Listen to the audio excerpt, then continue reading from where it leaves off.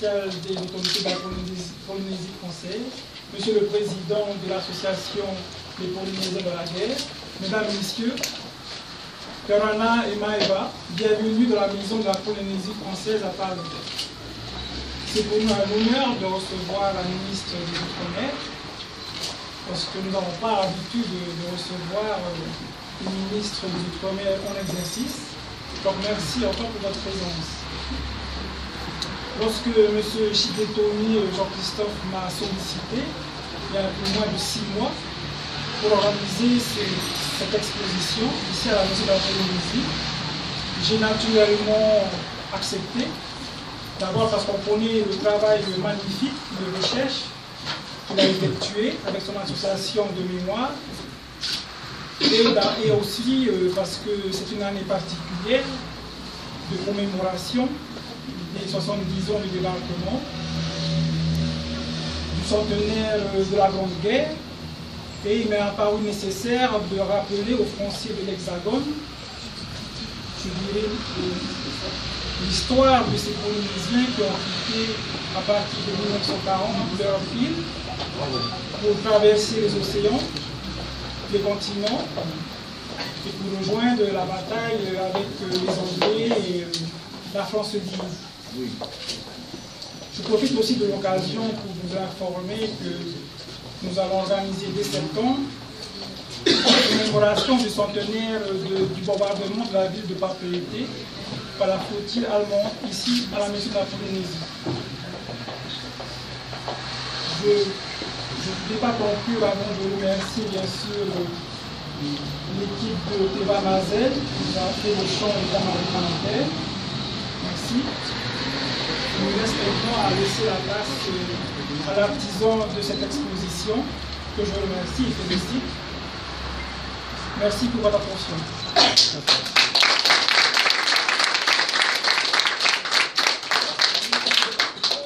Juste quelques mots en tradition, comme c'est la tradition, pour accueillir les autres. Pour moi, de la natato pato, Maruru Sodato Parevenga et Kuyi Manawa Maï. Donc il y a un petit papier, un petit discours.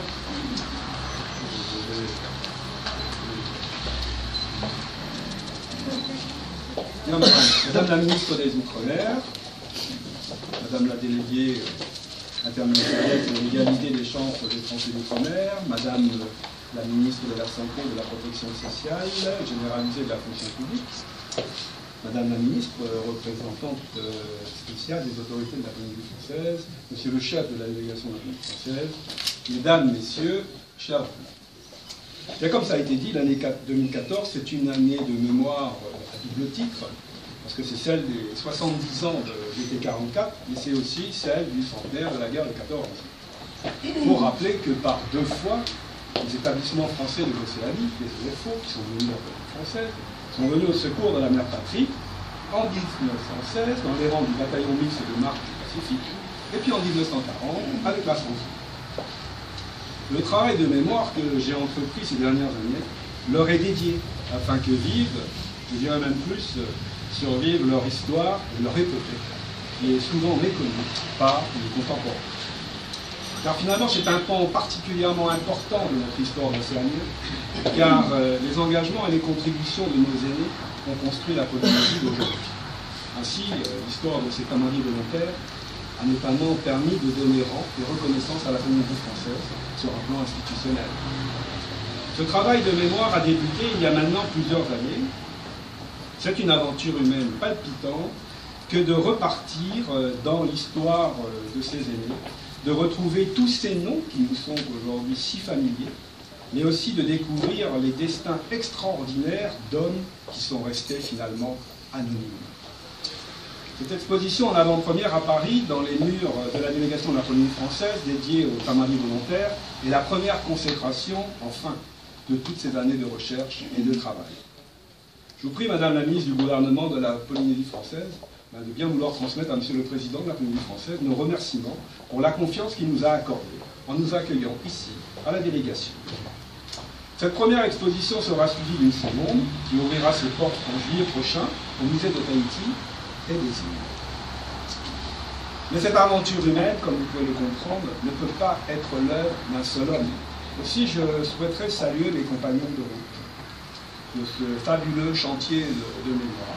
D'abord ma compagne, Corinne, ensuite mon ami Éric de Cugnac, Madame Yvonne Créneau, et bien sûr Jean-Louis Saquet, qui est, je dirais, qui n'est pas parmi nous, qui est le graphiste et qui est l'auteur de tous ces tableaux et de toutes ces illustrations. Enfin, bien sûr, le grand absent de cette manifestation, c'est mon ami John Martin. Donc John Martin, c'était indirectement le porte-parole du bataillon du Pacifique, qui nous a malheureusement quittés. Il avait voulu cette exposition. Merci et bonne visite.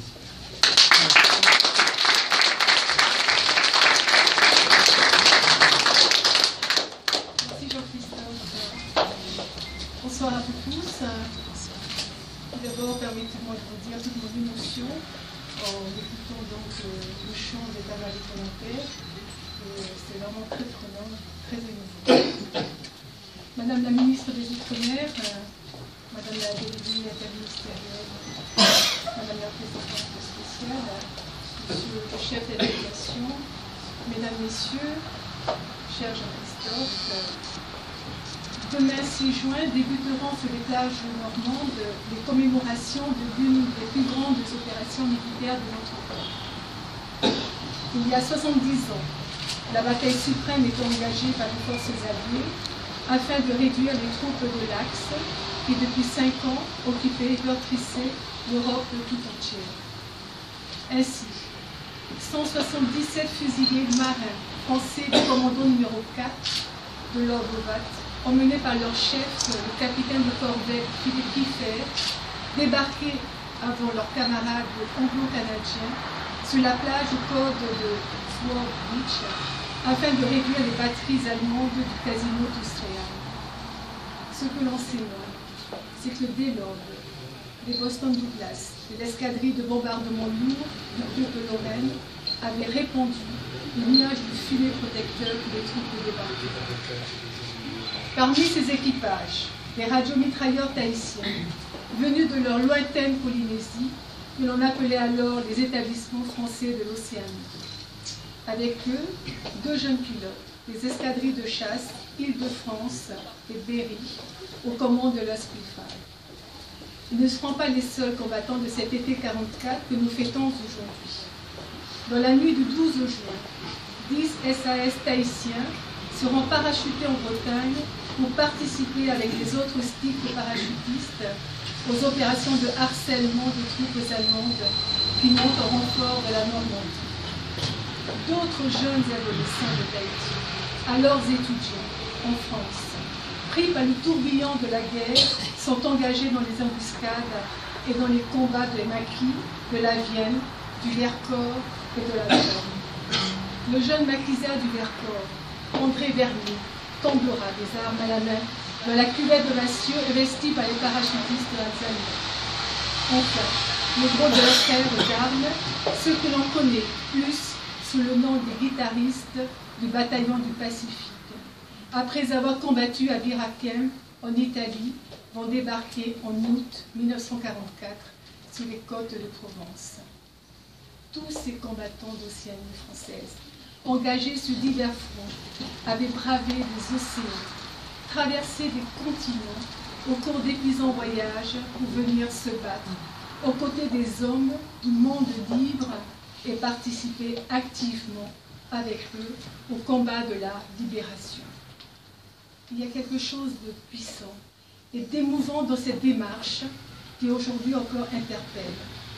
Comment comprendre que ces jeunes qui vivaient au paradis, car la Polynésie est un paradis, vous viendrez nous voir, madame la ministre, aient eu envie de traverser le monde pour venir se jeter dans l'enfer de la guerre, car ils étaient tous volontaires. Rien ne les obligeait à s'engager. C'est pour ça, en Polynésie, on les appelle les tamaris volontaires, les enfants volontaires, avec un sens affectif, patriotique. Le goût du voyage, l'envie d'aventure n'expliquent pas tout. Ils étaient assurément portés par un idéal à leurs yeux, bien plus important que leur propre existence. Ils étaient prêts à donner leur vie pour la mère patrie, si lointaine, parfois si abstraite, et pourtant si chère à leurs yeux. Cet engagement illustre une conception du général de Gaulle, l'homme de la France libre, qui donne tout son sens à l'outre-mer aujourd'hui. Il pensait que la France, avant d'être une entité géographique, est une communauté de destin, de laquelle se mêlent tout à la fois l'héritage du passé, les obligations du présent et l'espoir de l'avenir. L'héritage du passé est aujourd'hui en partie retracé dans cette exposition, grâce à Jean-Christophe, qui va nous aider à l'expliquer. Les obligations du présent sont celles qu'incarnent nos décisions politiques. Et l'espoir de l'avenir, celui que préparent nos engagements, dont il n'appartient qu'à nous qu'ils soient tenus.